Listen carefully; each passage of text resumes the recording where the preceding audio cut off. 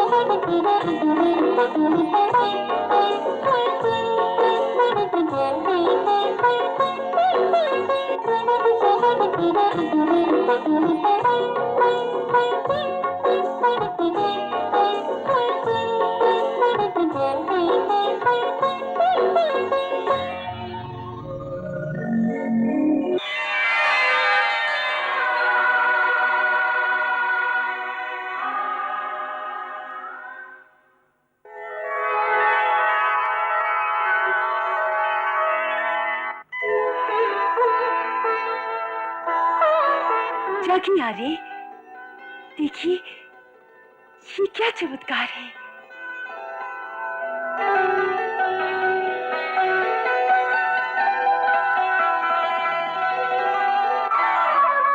देखिए किसी ने चारों ओर फूल ही फूल बिखेर दिए हैं।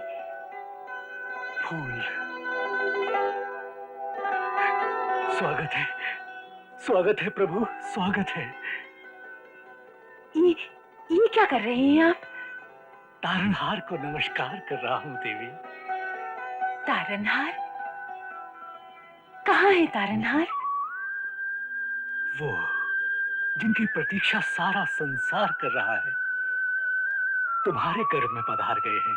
महाराज की आज्ञा है कि कारागार के भीतर पहरा दुगना कर दिया जाए और कारागार को बाहर से 8 पहर घेर कर रखा जाए ताकि कोई भीतर आने की चेष्टा भी न कर सके। ये अष्टम गर्भ है, हमें हर प्रकार से सावधान रहना होगा। विष्णु, विष्णु सामने आ, सामने आ। क्यों इस प्रकार का छल करता है? अरे हिम्मत है तो मेरे सामने आ विष्णु।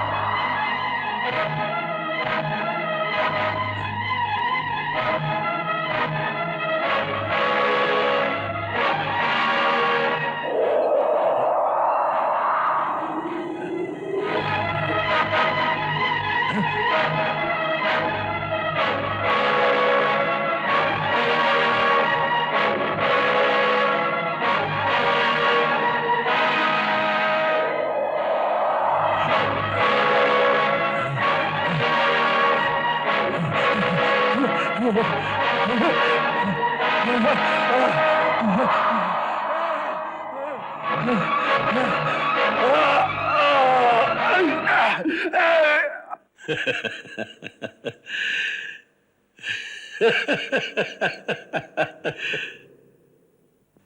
प्रभु, क्या लीला है आपकी। जो पापी आपको परम शत्रु समझता है, उसके मन की ऐसी स्थिति कि हर वस्तु में उसे केवल आपके ही दर्शन हो रहे हैं। ये जो निरंतर उसके मन का तार आपके साथ बंध गया है, उसके फल स्वरूप उसे आपकी प्राप्ति अवश्य होगी। हाँ, अवश्य होगी। जो निरंतर हमें ध्याएगा वो हमें अवश्य पाएगा। यही कर्म का विधान है। तो फिर एक भक्त और एक महापापी में क्या अंतर रह गया स्वामी? नारद, तुम इतने अबोध नहीं कि इसका अंतर नहीं जानते हो। फिर भी व्याख्या चाहते हो तो सुनो। जो हमें निरंतर ध्याएगा वो हमें पाएगा अवश्य। परंतु ये भी याद रखो कि इसमें एक गूढ़ अंतर है। जो जिस भाव से हमें ध्याता है, हम उसी रूप में उसे प्राप्त होते हैं। भक्त हमें स्वामी, सखा अथवा प्रियतम के भाव से ध्याते हैं तो उन्हें उसी रूप में हमारी प्राप्ति से सुख, आनंद और प्रेम का रस प्राप्त होता है। परंतु कंस हमें शत्रु भाव से देखता है, इसलिए उसे शत्रु रूप में ही हमारी प्राप्ति होनी है। नारद, हमारा रूप सबके लिए एक सा है। उसी रूप को देखकर जहां भक्त और देवता आनंद से गदगद हो जाते हैं, वहां उसी रूप को देखकर कंस भय के मारे तड़प तड़प जाता है, क्योंकि उस रूप में उसे भगवान नहीं शत्रु दिखाई देता है। इसी भावना के कारण हमें प्राप्त करके भी वो भाग्यहीन चैन से सो नहीं सकता। कंस का जीवन कांटों की सेज बन गया है। नारद, जो निरंतर हमारा ध्यान करेगा उसे हमारी प्राप्ति अवश्य होगी, परंतु उसका फल उसकी भावना के अनुसार ही उसे मिलेगा।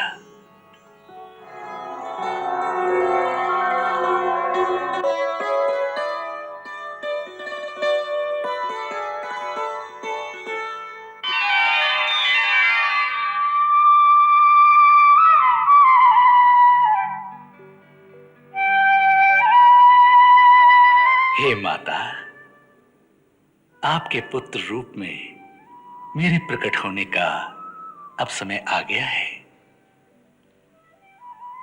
3 जन्म पहले जब मैंने आपके पुत्र रूप में प्रकट होने का वरदान दिया था, सर्वप्रथम मैं उसकी स्मृति आपको याद दिलाना चाहता हूं। हे देवी, स्वयंभू मनवंतर में वसुदेव जी स्वयं प्रजापति सुतपा थे और आप उनकी पत्नी देवी प्रश्नी थी। हे देवी, हमारा दर्शन कभी निष्फल नहीं हो सकता, इसलिए वर मांगो। हे जगदीश्वर, यदि आप मुझ पर प्रसन्न हैं तो मुझे एक ही वर दीजिए कि मुझे आप जैसा पुत्र प्राप्त हो। तथास्तु, तथास्तु, तथास्तु। मैंने वर तो दे दिया, परंतु वर देने के पश्चात विचार किया तो देखा कि सारी सृष्टि में मेरे समान दूसरा तो कोई है ही नहीं। एको हम द्वितीयो नास्ते। सो मैं स्वयं ही आपकी गोद में आने पर विवश हो गया। हे माता, मैं आपको मुक्ति का मार्ग भी बता देता हूं। नहीं प्रभु, मुझे मुक्ति नहीं चाहिए। मुझे तो आपके साथ माँ बेटे के रिश्ते का अटूट बंधन चाहिए। मेरा अंतर और उस अंतर घर को केवल ममता के रस से भर दो प्रभु, ममता के रस से। तथास्तु।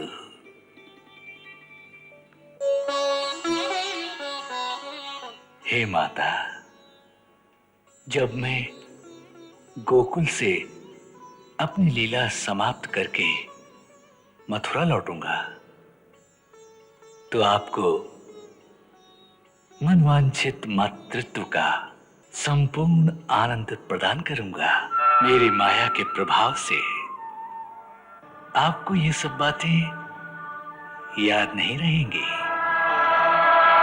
आप पुत्र मोह की भावनाओं के जाल में स्वयं ही अपने आप को लपेटकर एक ओर मातृत्व और वात्सल्य का सुख और दूसरी ओर माता के भावुक हृदय की गहरी पीड़ा, दोनों भावनाओं का अनुभव करेंगी।